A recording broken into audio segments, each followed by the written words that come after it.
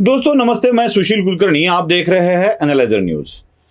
Bharatiya Janata party में incoming बढ़ने की जितनी संभावनाएं बढ़ रही है, मतलब भारतीय जनता पार्टी में बहुत सारे लोग आने के लिए उत्सुक है, ऐसा बोला जा रहा है।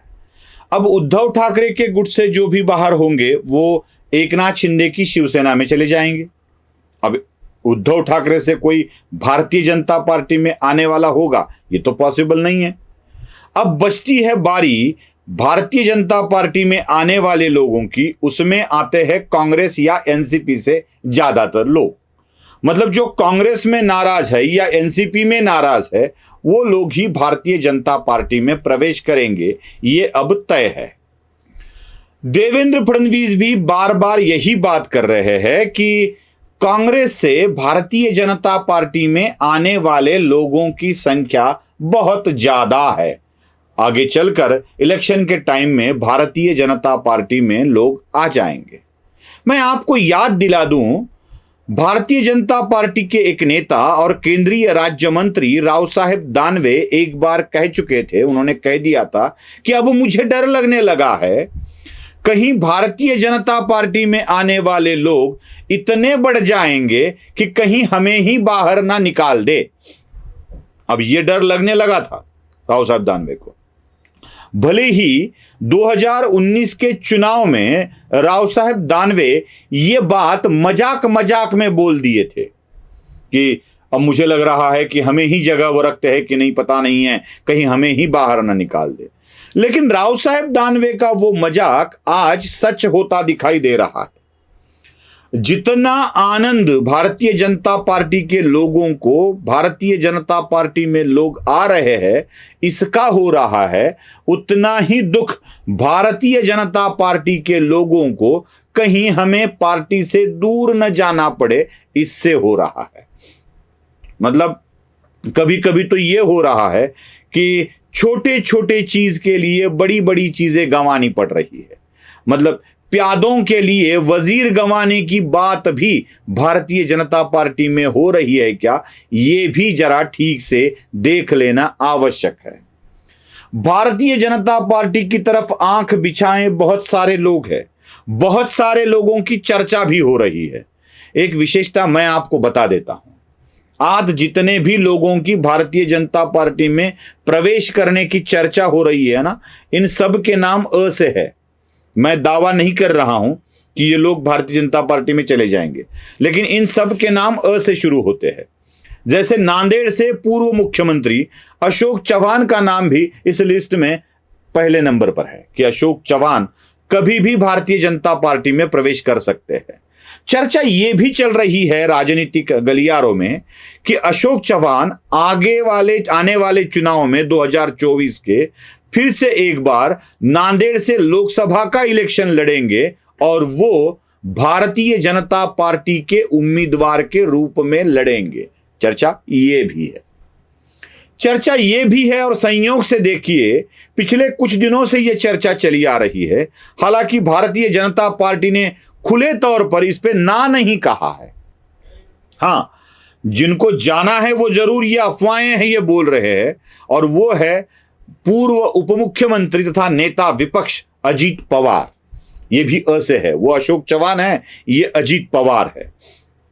अजीत पवार की भी चर्चा जोरों शोरों से हो रही है। क्या अजीत पवार भारतीय जनता पार्टी का दरवाजा खटखटाएंगे? यह कहा जाता है कि अजीत पवार के आने से भारतीय जनता पार्टी को 2 संसदीय क्षेत्र में उम्मीदवारी की चिंता ही खत्म हो जाएगी। एक तो भारतीय जनता पार्टी अगर देवेंद्र फडणवीस की जगह किसी नेता को रिप्लेस करना चाहती है तो कई नाम सामने आ रहे हैं, और ये कई नाम जो सामने आ रहे हैं वो एक भी भारतीय जनता पार्टी का मूल रूप से नहीं है।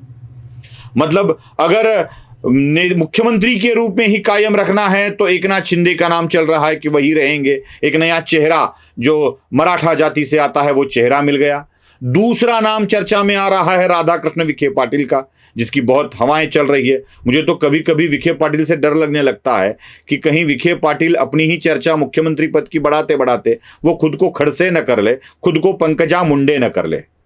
क्योंकि जिसका भी नाम मुख्यमंत्री पद के लिए आता है वो पार्टी से बेदखल हो जाता है। जैसे एकनाथ खड़से का नाम ले लीजिए, बेचारे चले गए। जैसे पंकजा मुंडे का नाम ले लीजिए, बेचारी अभी पड़ी है कोने में, अपनी ही पार्टी में कहीं महत्व मिले इसका इंतजार करते हुए।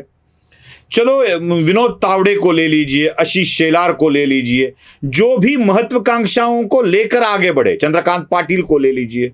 भारतीय जनता पार्टी में जो महत्वाकांक्षा रखकर खुद को रिप्रेजेंट करने की कोशिश करता है उसको दरकिनार किया जाता है। अब अगर राधाकृष्ण विखे पाटिल खुद को मुख्यमंत्री के रूप में भारतीय जनता पार्टी में प्रोजेक्ट करने की कोशिश कर रहे हैं, लोगों का क्या है, लोग कई बातें बोल देते हैं कि राधाकृष्ण विखे पाटिल मुख्यमंत्री इसलिए बनेंगे कि आसाम में वो पैटर्न यशस्वी हो गया है, इसलिए यहां भी हो जाएगा, वो आसाम के मुख्यमंत्री जैसे ये भी सक्सेसफुल हो जाएंगे। सारी चीजें सारी जगह लागू नहीं होती है। और एक नाम सामने आता है, वो अजीत पवार का है। अजीत पवार अगर आते हैं तो भारतीय जनता पार्टी के नेतृत्व के रूप में भी उनको देखा जा सकता है।